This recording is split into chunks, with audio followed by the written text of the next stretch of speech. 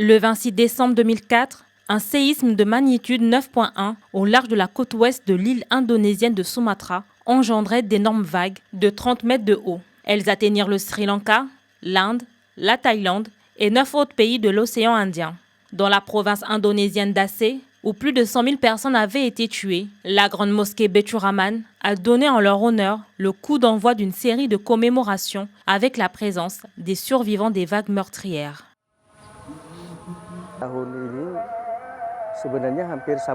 Il n'y a pas vraiment de différence par rapport aux années précédentes. Bien que le temps soit passé, le même sentiment nous hante encore aujourd'hui, surtout pour ceux d'entre nous qui ont perdu des membres de leur famille dans le tsunami.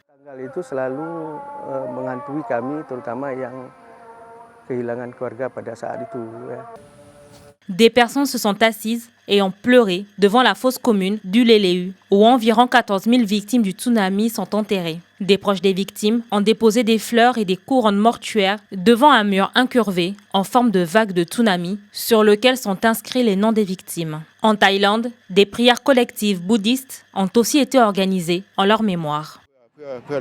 Pour commémorer les victimes du tsunami, nous avons organisé un rituel bouddhiste, offrant des actions afin qu'ils puissent être dans un endroit meilleur. Cela fait également partie des efforts touristiques et de la sensibilisation à la catastrophe pour les habitants du village. Après le coucher du soleil, des centaines de personnes ont porté des bougies devant le mur commémoratif. Au total, le tsunami avait fait 226 408 morts. La zone la plus touchée avait été le nord de l'île de Sumatra en Indonésie, où plus de 120 000 personnes avaient péri. Les vagues avaient aussi atteint l'Afrique, tuant 300 personnes en Somalie.